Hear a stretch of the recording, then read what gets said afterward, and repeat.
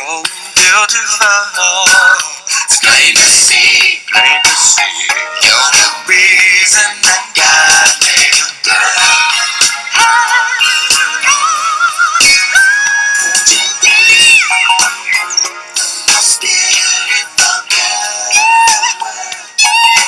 Last time I played that was Saturday on Saturday Super Classics, one of my hand-picked 90s numbers.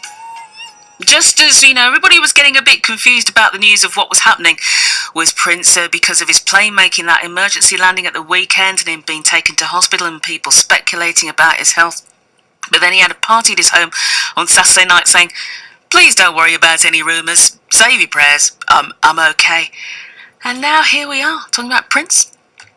Gone at the age of 57. It's Tony McDonald, BBC Hereford and Worcester.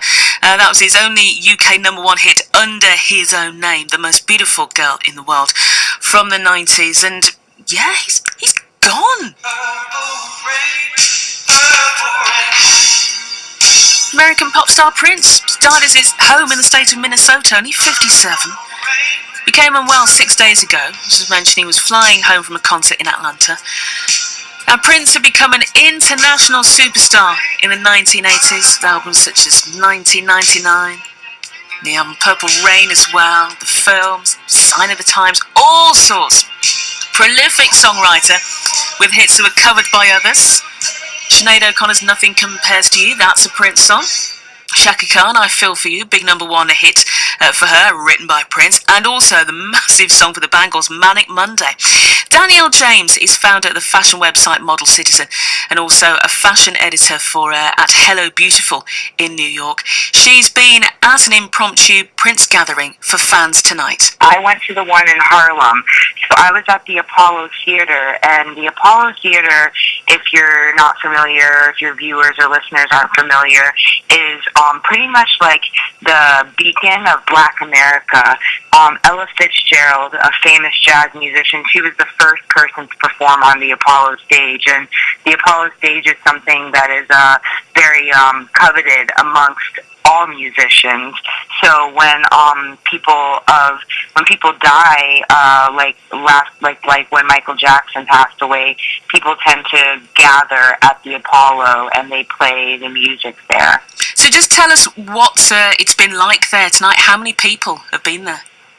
Oh man, there were hundreds of people out there, and the feeling of what the Apollo felt like, or what that moment felt like. There was just it was a celebratory moment, so people were just gathered there because music truly just brings all people from all walks of life together, and people were dancing and singing and partying together and even crying, at the loss of our beloved Prince. And the thing with Prince's death is that, a lot of people have been so emotional, and people were discussing it at the Apollo, and I think the reason is that what Prince stands for a lot of people, what his music has meant to so many people.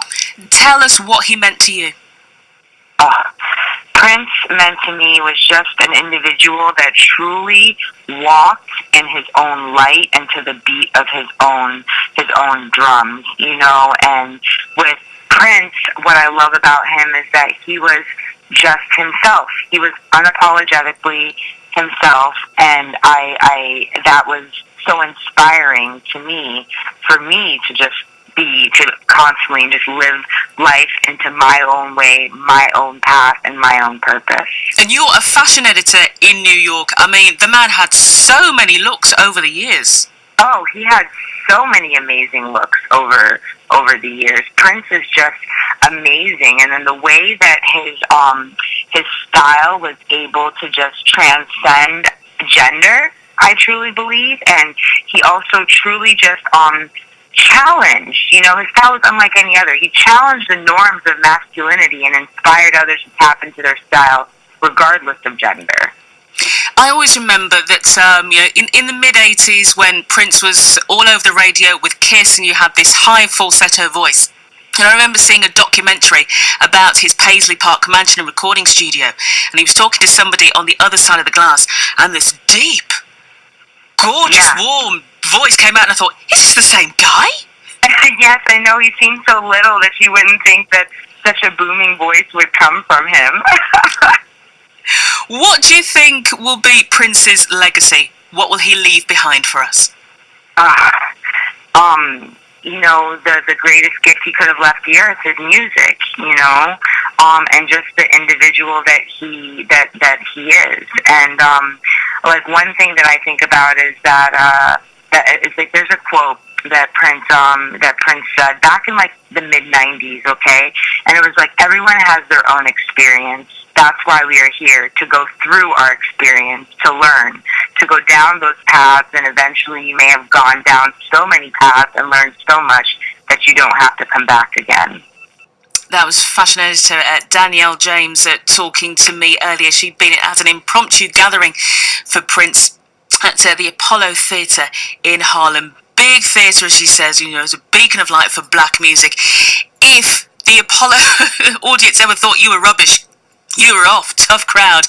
But, it's been a place where so many brilliant musicians have played. The film director Spike Lee also organised a gathering in Brooklyn, and also there have been many people gathering outside Prince's mansion and recording studios Paisley Park in Minnesota. And it seems that the atmosphere, while people are shocked and saddened by his death, they're turning it into a party. Travel update. BBC, Hereford and Worcester.